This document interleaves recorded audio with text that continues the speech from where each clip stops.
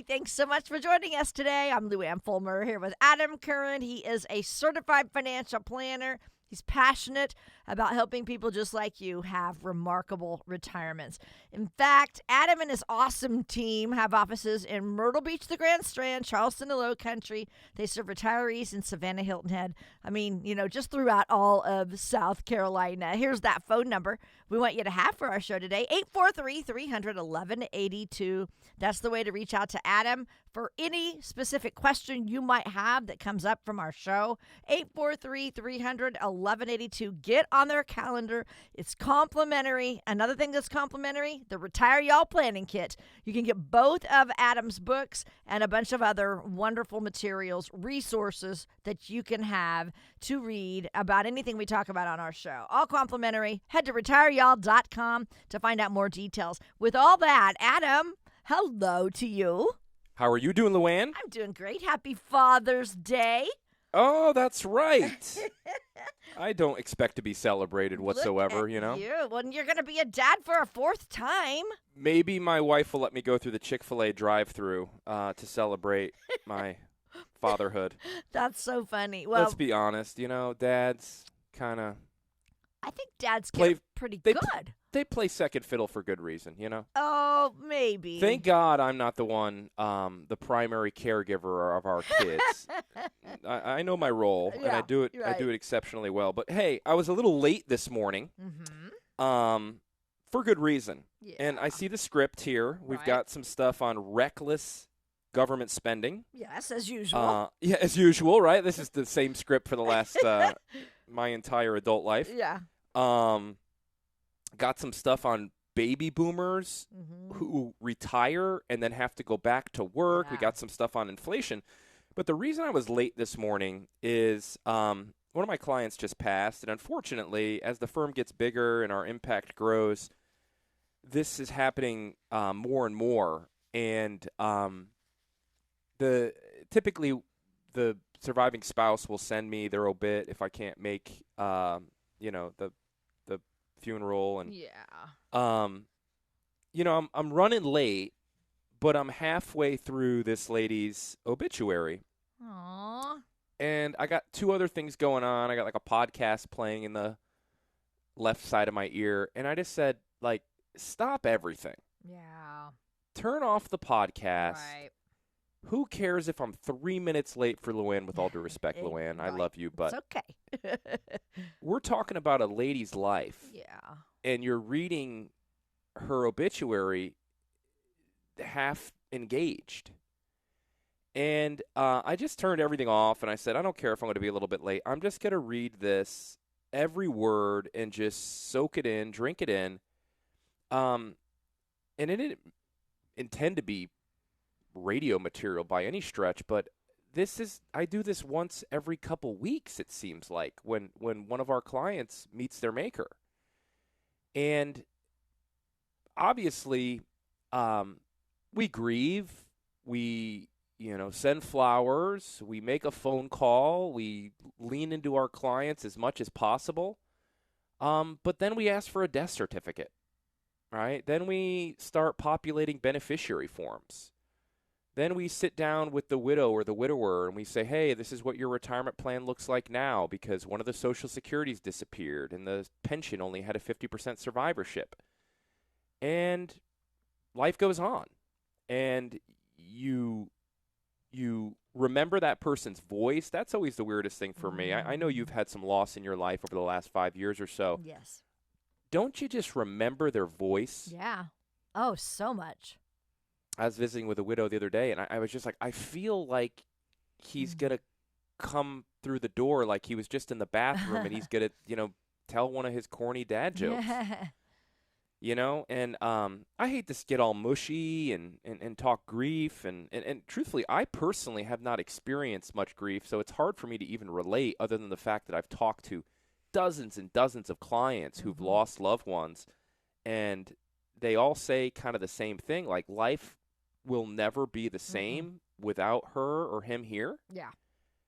But you get used to it, and the sorrow and the grief stings a little less, but life is never, ever, ever the same. I don't know what this has to do with my radio show other than the fact that I am someone who bears witness to financial impacts of people passing away. And maybe more importantly, I witness people while they're still here with us on this earth mull over their financial decisions. And there's a resounding message that I share on these radio waves week in and week out, and I just want to say it again. You got one life, one go of it on this earth, and too many individuals are living in financial fear. And they had a healthy level of paranoia, which lent themselves to accumulating wealth that transforms into an unhealthy level of paranoia when you're in your 60s and in your 70s, and you're pecking at your money like chickens. And you're delaying instant gratification for future reward. And God might not give you that future reward. And what is future reward if you're 60 or 70? Like your 85-year-old self? When you have no health, when you have no energy? And funny thing about this obituary, it's sitting in front of me right now. I'm looking at her, and it's 3 pages. It was written by her son, 4 kids. Oh, an anomaly today, a real minority in that, all 4 of her kids get along and incredibly fulfilled life in her and her great-grandkids' lives. And not once in this obituary does it mention, mom and dad's financial acumen. Not once does it mention how much money she had in her 401k or her IRA or even her involvement in her finances. I got some engineer clients, and they got a spreadsheet, and they update it every year like me. I got my financial spreadsheet, and it's like one of my joys in life. None of that really matters when it's our time to go and be with God. We place, Scripture better than me, but like, be careful about worshiping false prophets. We worship money sometimes, and we don't look at it logically. We don't do mathematics and just bluntly lay out like, hey, I've got X, and I'm probably going to live this many years, and this money is going to achieve, a modest rate of return of Y. How long will the money last me? And oh, by the way, I'd like to leave a little something behind for my kids or my grandkids, and how does my Social Security blend into that? I mean, this sounds really logical, especially people who listen to me all the time because it's the same darn show week in and week out. But so many individuals are not going through this exercise. They're making their decisions about the happiness and the joy of their life based off of fear or greed or a combination of both things.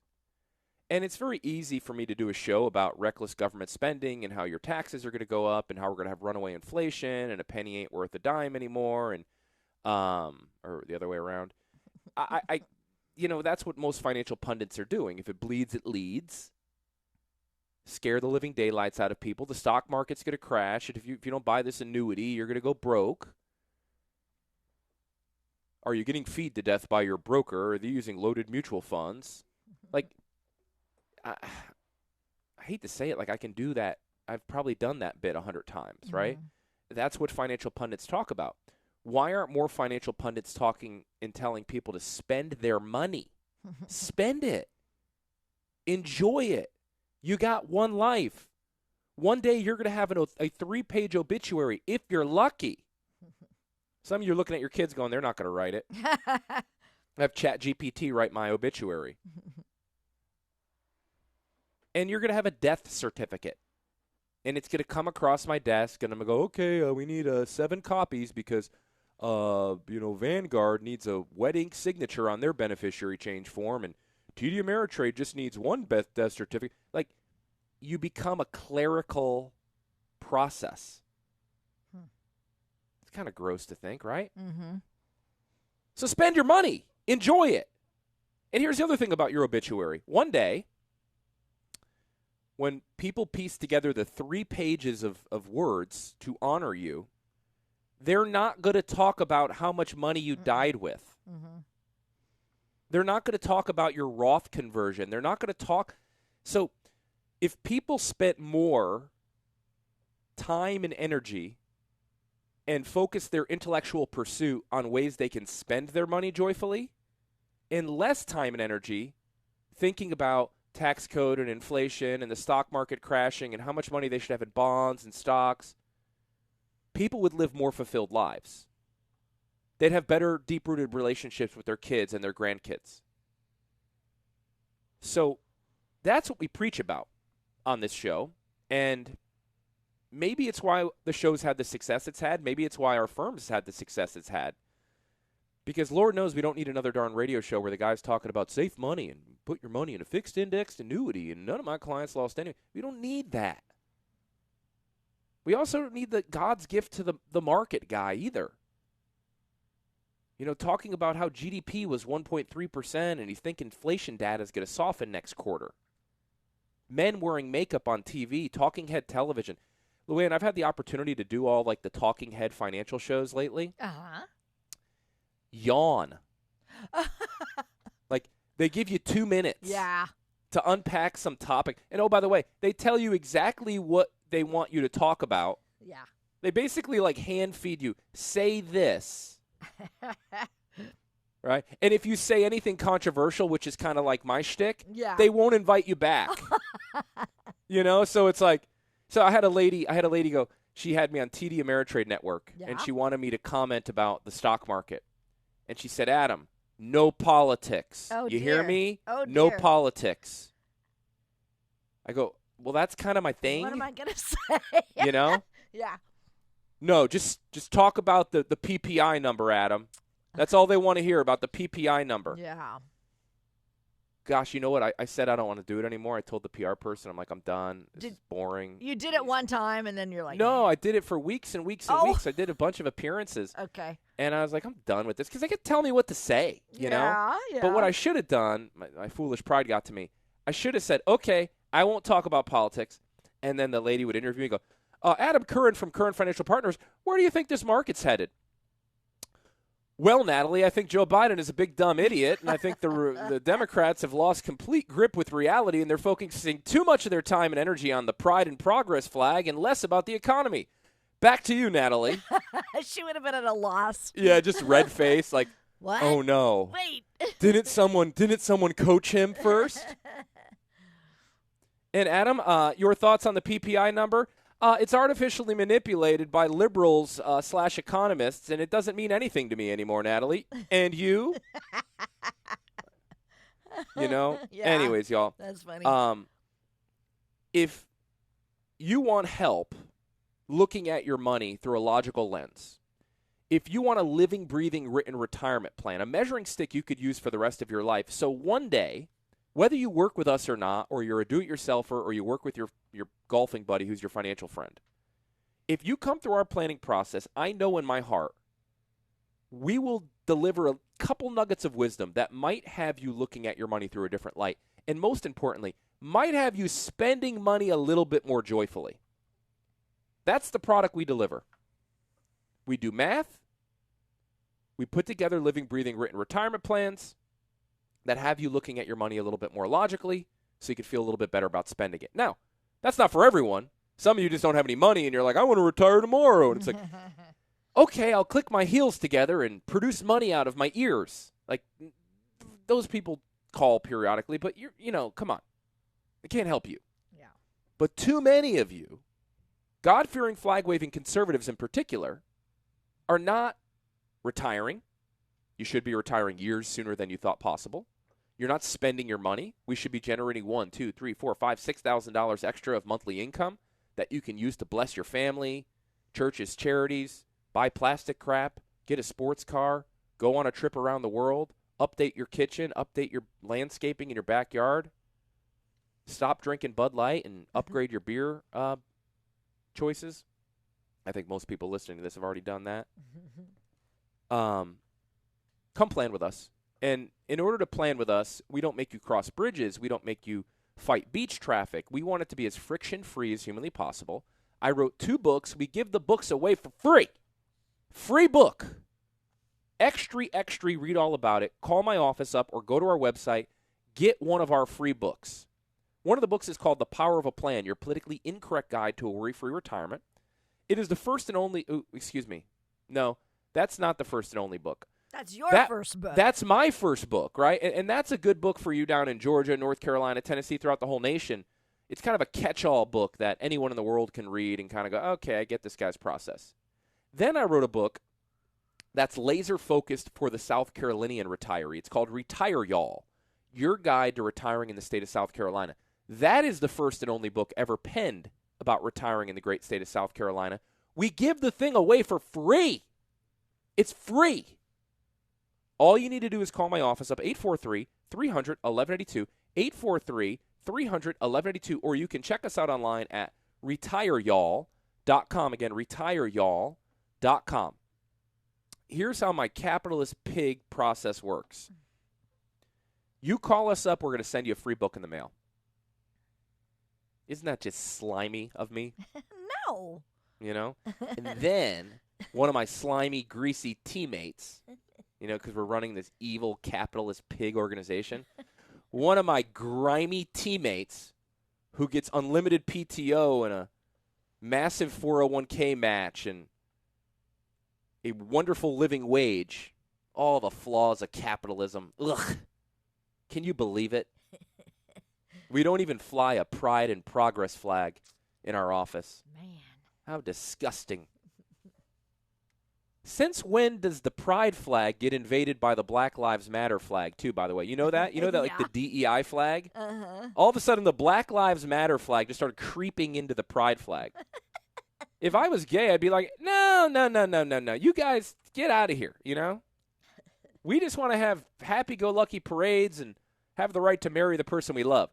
Y'all are rioting in the streets and, like, breaking windows and such. Like, we're not there yet. nor will we ever be there either, you know? So let me talk more about my greasy organization, my capitalist pig company. So we do this thing. It's really sneaky. If you call us up, we'll give you a book in the mail for free. Can you believe it? What's the catch? What are they going to do? Are they going to come? They're going to get my address and sell it to, a call center or something. No, that's what the credit bureaus are doing. That's what the government's doing. They're taking your phone number and your mailing address and selling it to the highest bidder.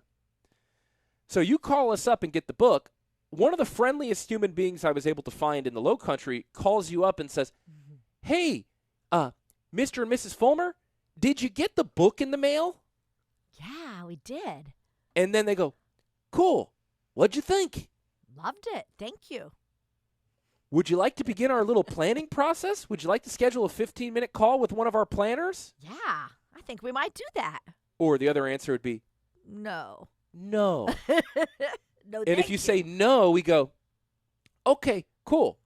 Glad you liked the book. Do us a favor. Share it with a friend. Goodbye. Love it. And then we never bother you again. Yep. Can you believe it? How gross. You know? But the person is like, yeah, why not? Why not? My financial advisor is doing his very best David Copperfield impersonation.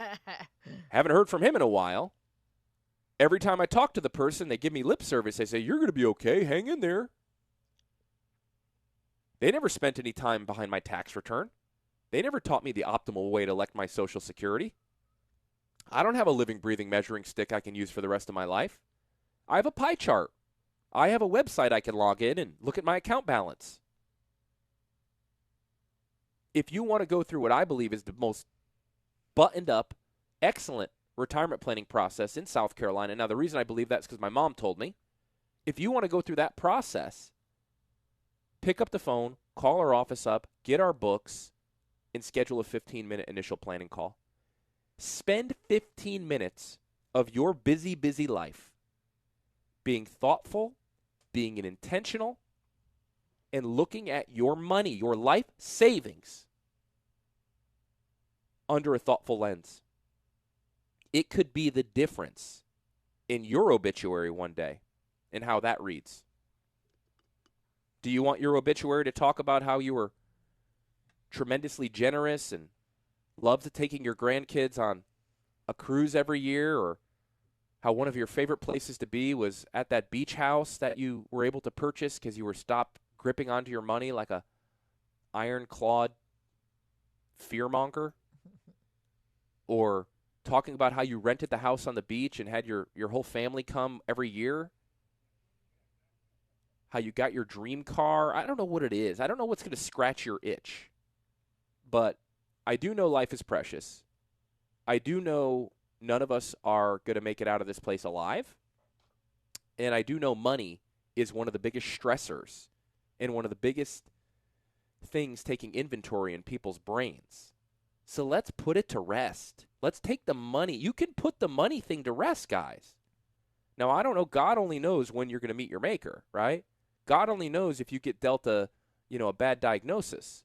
But the money thing, we can just stop the chatter in your brain with good planning and good math. Come plan with us. Get our books. Go through our planning process. 843-300-1182, 843-300-1182, or check us out online at retireyall.com. Again, retireyall.com. You're listening to Retire Y'all Radio with Adam Curran, and we'll be right back. I want to wish you a happy Father's Day again, Adam, because we're still celebrating today. Father's Day, very first one was celebrated in Spokane, Washington in 1910. Yeah, we found something out off air that the world must hear about this. This is really funny. And also, you wished me a happy Father's Day, and I just very disparagingly brushed it aside, who cares? Maybe I get to go to Chick-fil-A. And, we got to talk about Father's Day with some reverence. But listen to this, all the men out there, the He-Man Woman Hater Club men. The very first Father's Day was in 1910. Yeah. Woodrow Wilson declared the first Mother's Day in 1914. Can you imagine the chauvinistic men of our past? Wait a second. That is just like a man, though. Because you can kind of hear in my voice I got a little cold or something. And I was just flailing in bed last night with Claire, 8.5 months pregnant. I've got the sniffles, honey. Can you get some hot tea? She's got this huge baby and she's in her. like, I have an entity in my body kicking its way out. And it's going to come out, yeah. Yeah. So just like a man. Yep. To promote a day for himself before that of a woman. Father's Day 1910, Mother's Day 1914. Okay, get this, though. It actually, the men beat the women to the punch because a daughter actually celebrated the very first official Mother's Day in a church service. Actually, it was St. Andrew's Methodist Church. Look at that. In West Virginia. And that was May 10th of 1908. So I bet you men got thought about it. And here's what I think about that. Okay, I think we're just I think we're all looking back at our past going oh, that was awfully chauvinistic. And yeah. So now we're just trying to pull an obscure event from a West Virginian church before Woodrow Wilson actually declared Mother's Day a thing. That might be the most interesting fact I've learned in a long time, that Father's Day was anointed before Mother's Day. Yeah. And this is back in 1910. I don't even know if fathers...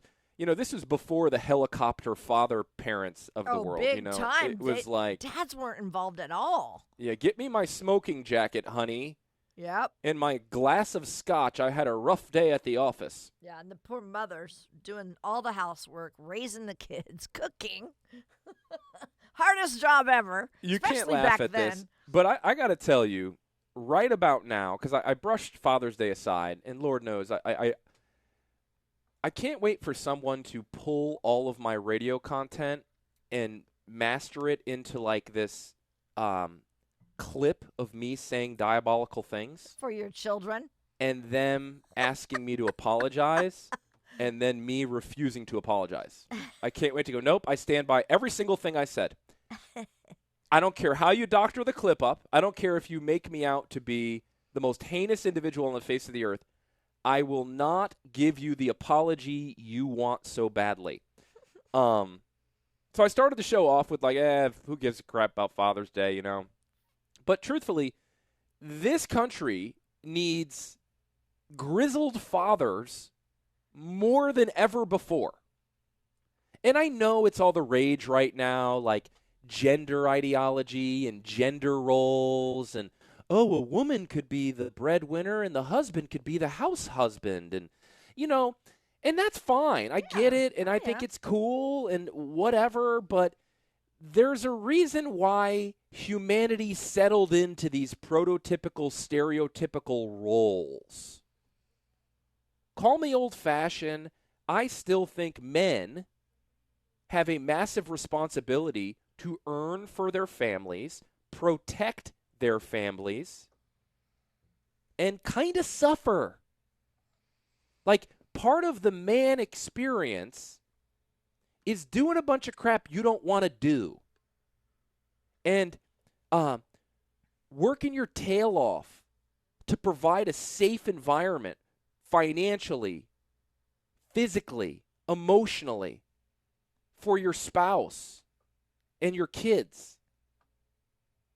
And for doing that, we get to go to our graves a little bit sooner, prototypically.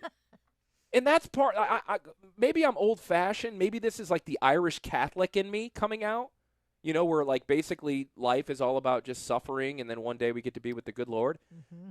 Life's the pits, then you die. That's how I look at it, though, right? And if more men looked at the world through this very same lens, I think we'd have less depravity.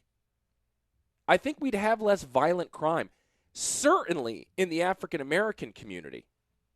The statistics surrounding, like, black-on-black crime in some of our bright blue liberal epicenters where, you know, our politicians in those places are pointing their fingers at the hoity-toity, you know, white yuppies going like privilege, privilege, privilege, and they're like, no, I voted for you. Look, I'm flying my Ukrainian Pride and Prejudice flag.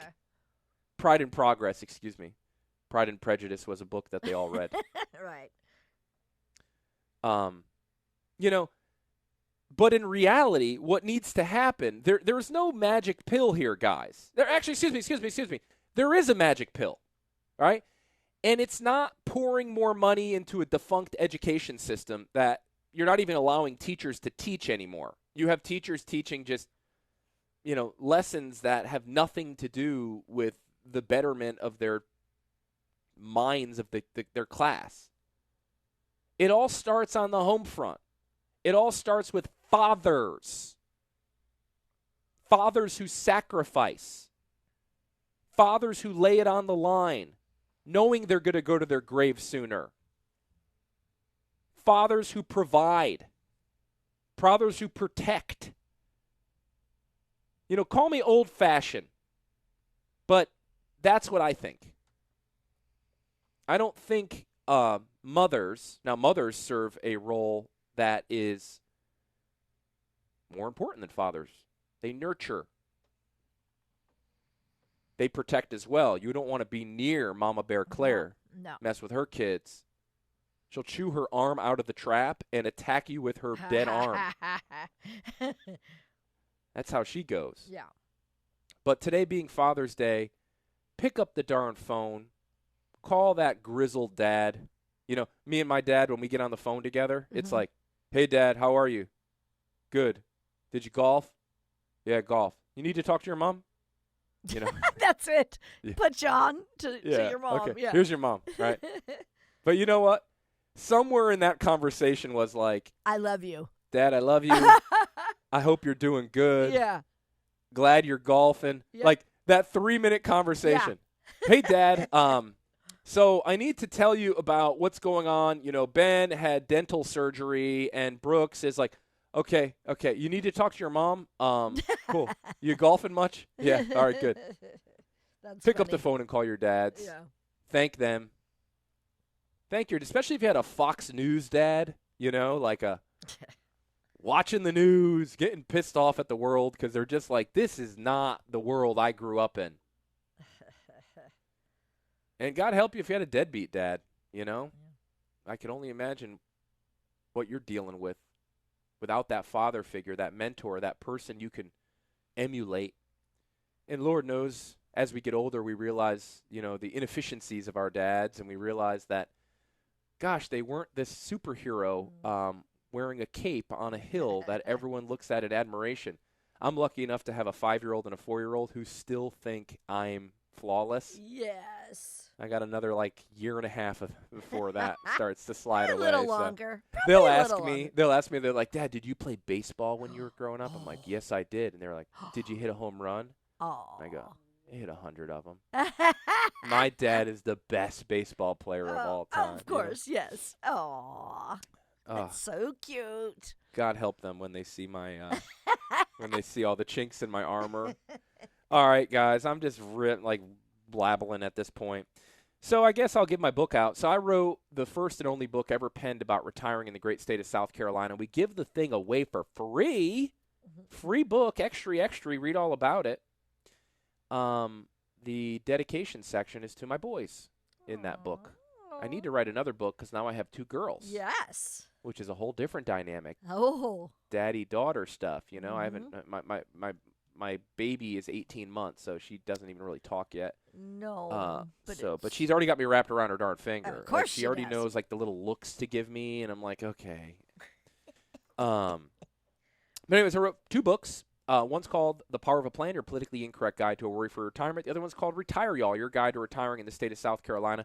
We give the things away for free, and all you need to do is call my office up, 843-300-1182, 843-300-1182, or you can get them right on my website. Our website's called retireyall.com. Again, retireyall.com, because if you're just tuning into our show for the very first time, I actually help people retire.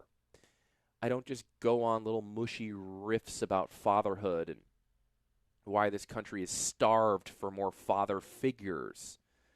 I'm about to do it again, but I'll stop myself in my tracks. You know, we help people put their 2-week notice in. We help people who are already retired look at their money through a logical, sensible lens. I know there's all of these, you know, the camel through the thread of a needle, and the money is, you know, the root of all evil and all this crap. And even though if you actually, I had a pastor unpack that scripture one time, and they said that there was actually a gate in Jerusalem called the Thread of the Needle Gate. Oh, really? I think Mike even talks about it. Mike is doing this Word of the Week on our show these days. Oh, yeah. And he talks about that very same thing. Like, it wasn't as we think it. There was a thread of the needle. Yeah, so the camel would have to take all the crap off of it and like almost like bow down to get through it. So it was possible. Interesting. But anyways, we hear all about this stuff about money's bad, right? And I know a lot of even that slipped into the Christian communities of the world. But I got to tell you, I believe what Dave Ramsey says. Money makes you more of what you already are. So if you're a loving person and you're a generous person and you got more digits and commas in your net worth statement, you're just going to be more loving and more generous and have a bigger impact. If you're a deadbeat dad and you got more money, you're just going to be an even worse deadbeat dad. You're going to have a nicer car, and like the friggin' the image I have in my head is like the old guy with the young girlfriend, and like the just this crap dad. Excuse me. There's probably like a wonderful dad right now with a nice car and a young girlfriend. Excuse me, everyone. That's just a stereotypical thing. Just a stereotypical he didn't thing. mean it. Stereotypical things getting you in trouble these days, though. You know what I mean? Yeah. So money makes you more of what you already are. So this idea that you shouldn't be hyper tuned into your money and what it can and cannot do, and have your finger on the pulse of the market and new products and have a living, breathing, written retirement plan is foolish. Give you one last analogy before I go into the last segment. I talking more and more about church on these radio waves, just as my journey to the cross. I'm just being a little bit more transparent about that, and it certainly isn't new by any stretch, but been to many a church, and a lot of time churches will say, yeah, we need money because our treasury's running low, and we've got all these great missions we'd like to do, but we just don't have any money. And we're going to pray about it, and hopefully God parts the sky and hands us money. And when I hear that, I'm like, you're kind of just hoping for someone to alter their beneficiary statements and die on you, right? Because you look at the congregation, and it's like, hey, I'm tithing. You know, I can't give any more. And by the way, this like service was boring.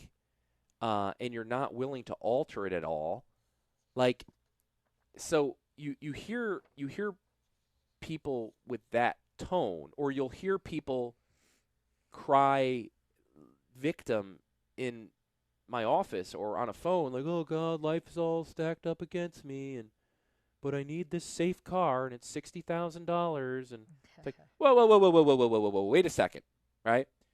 Do you want to, cry victim, or do you want to like sink your teeth into your budget and look at your money through a logical, sensible lens and start, selling all the crap in your house that's not nailed down and really want to get on a path to economic and financial prosperity? So financial planning, there's truth that comes with it. And you know the truth. You can feel it. I tell my kids this very same thing. Now, they're too young to really kind of stand up to adults, but you know the truth. It's in you. It's ingrained within your soul, and maybe that's God, perhaps.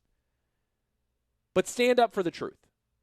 And when it comes to financial planning, what I love about capital markets, what I love about balance sheets, what I love about P&L statements is they tell the truth.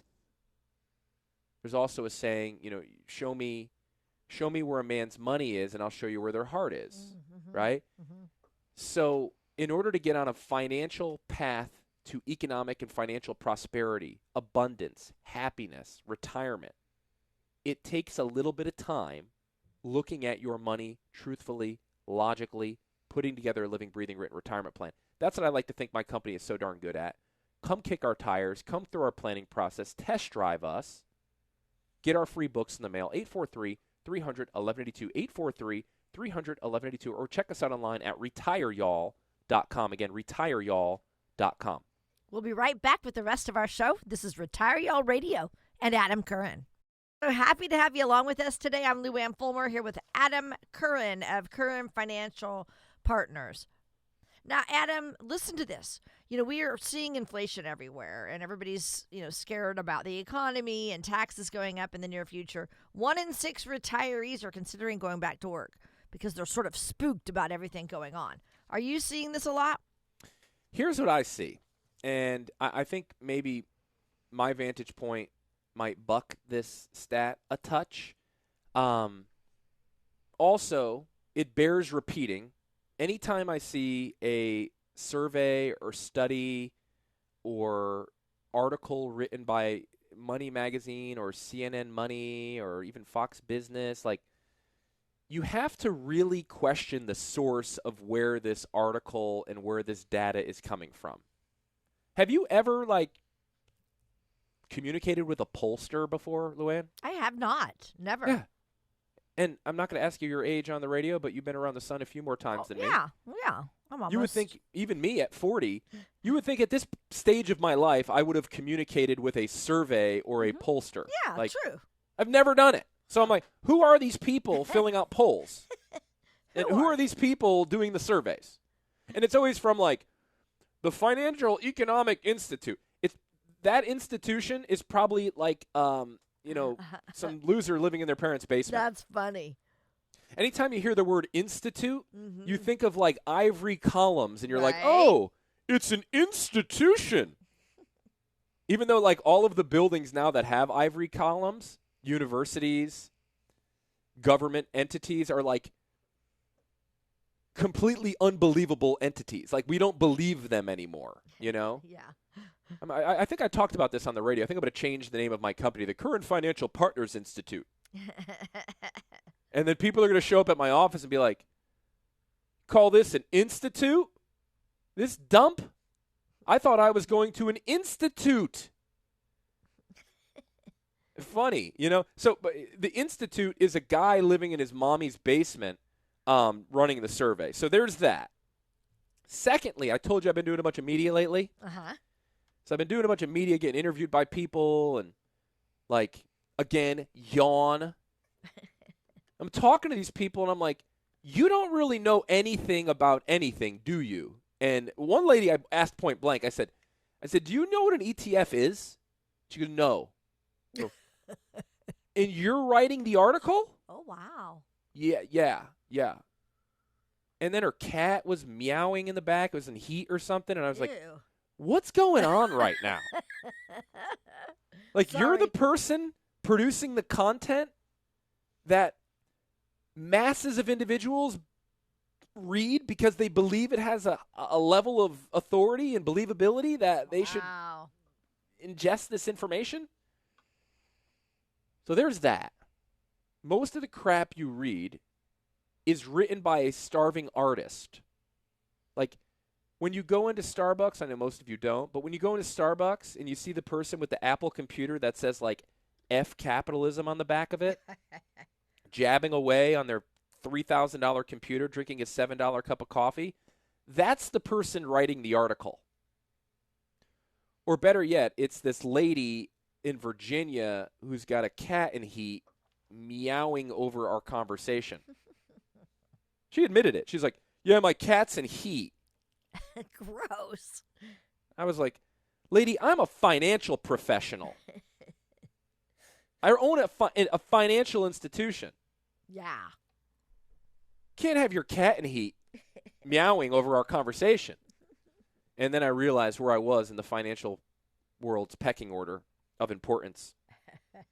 You know, some people are getting interviewed by I'm going through the Rolodex of my mind right now, Luann, thinking of a reputable, important, like, journalist.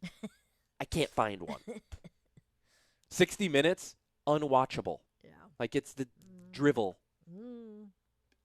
Who's a guy? Joe Kernan on CNBC or Becky Quick, woke as can be. Andrew Ross Sorkin with his deal makers symposium where everyone in the crowd gave SBF, the crypto thief who stole billions of dollars, a standing ovation because how brave you are for coming to talk to us liberals. What? Let's give you a standing ovation. Good grief. There is no reputable journalists. So maybe I'll take the lady with the cat in heat. You know, at least she's showing her warts and being a little vulnerable with her frisky cat. Okay. You see, I have no filter and no ability to stay on topic. Here's what I think is happening. You said there's droves of retirees going back to work because they're fearful. Yeah. I think they're going back to work for two reasons. One, I think some people get bored in retirement. I'm talking like 1 in 10. Mm-hmm. 1 in 10 people retire and they're like, I don't like golfing. All my friends are in the office. And I'm bothering my wife or my husband. I want to go back to work. So I think some people are making a conscious elective decision to go back to work because they like working. Couple that with the fact that there is a massive labor crisis in this country. And young people, you know, the whole stereotypes of young people like having no work ethic and rolling their eyes and not, you know, wanting to work hard. That's not entirely true because we got a bunch of young people in my office that are working their tails off and bucking that trend. But stereotypes are around for a reason. When we interview people, usually we'll, just so we don't get them in our office, because if they come in our office, it's hard to get them out. Like, we'll do an interview on Zoom. I shouldn't admit stuff like this. We'll do an interview on Zoom, and it's like all I'm looking for, because I'm looking at their resume, and it's like, there's nothing you're going to say that's going to wow me, especially when you're hiring like a, you know, entry-level type job. Yeah. You know, if you're hiring someone who's higher up on the pecking order, obviously you want to see some experience and some, you know, success in their track record. But, you know, you're hiring an entry-level person and you're looking at their job. It was like, hey, you were a lifeguard 2 years ago and you worked at, you know, the smoothie shop last year. You're not going to be like, wow, tell me about that. Yeah. But the funny thing is, if you look at the resume, the adjectives used in the resume, it's always like, facilitated a wonderful client experience with money exchanges. So you sold someone a green juice. The cash register. Yes, exactly. So all I'm looking for is someone to like stand behind the microphone properly of their camera. Yeah. Have good lighting. Dress, you know, I don't need you to wear a 3-piece suit, but like, you know, presentable. And I got to tell you, Luann, about 9 in 10, I'm like looking at their throat, hair disheveled. The lighting is crap. Like you could tell they're like playing a video game. Oh, dear. It's like, oh my God. So the stereotypes of young people not being very good at work are true. So employers are going back to people who've retired and going like, hey, how do you feel about coming in and working 3 days a week? And we'll do this thing where we pay you as a contractor and we'll pay you way more because we don't have to deal with your health insurance and your other benefits that are very costly. Mm-hmm. So that's what I think's going on with these statistics. I don't think there's all these people who are deathly afraid of being retired for financial reasons. Now, granted, the market was crappy in 2022, but it's bouncing back a little bit, and most people, were benefactors of all the money the government printed and how the stock market propped up. So that's what I think's happening here. But maybe more importantly, let me bring it back in. I'll rein it back in. Somehow this segment went from getting interviewed by a lady whose cat was in heat to interviewing people whose work experience was at the smoothie shop. I believe retirees need living, breathing written retirement plans. I think people are not spending their money because of insert financial fear here. Reckless government spending. A president who, did he fall today? I don't know. It's too early in the day yet. We'll see if he falls. Or gets lost on a stage or gets whisked away and doesn't have to answer a tough question. They're worried about inflation. They're worried about a volatile stock market. They see their children struggling. People in their 20s and 30s are getting slaughtered by inflation right now. I hate it. I hate to see it. Another part of me is like, look what you voted for. Learn. So, there are some people who are living economically paranoid. And I hate to see it because I know we can put that fear to rest with good planning. You need to work with a good planner. You need to work with people who aren't giving you lip service, going, you're going to be okay, don't worry about it. You need to work with people who are walking you through all of the little decisions that you need to get right in order to live a wonderful retirement. Social Security, taxes, healthcare, risk management, income planning, estate planning, healthcare before 65, healthcare after 65, long-term care if you lose your marbles, all of that stuff. Too many of you are getting your financial advice from salespeople. They're leaning forward with commission breath, trying to sell you an annuity. All my clients give me like the seminar invites. Like I got a seminar invite from some guy. It was like, passive income. Everyone wants passive income. All right. It was like, give me all your money. I'll put it in a crappy real estate deal and we'll click our heels together and we'll call it passive income. And if it doesn't pan out, well, oh well, I'll shrug my shoulders and go, sorry, didn't work out well. I promise you it's not your magic bullet. Not a week goes by where I don't have a client tell me about some zany marketing idea that they heard. I'm out of time. Come plan with us, guys. 843-300-1182. 843-300-1182. Check us out online at retireyall.com. Again, retireyall.com. God bless America. God bless South Carolina. Thank you so much for listening to my little show.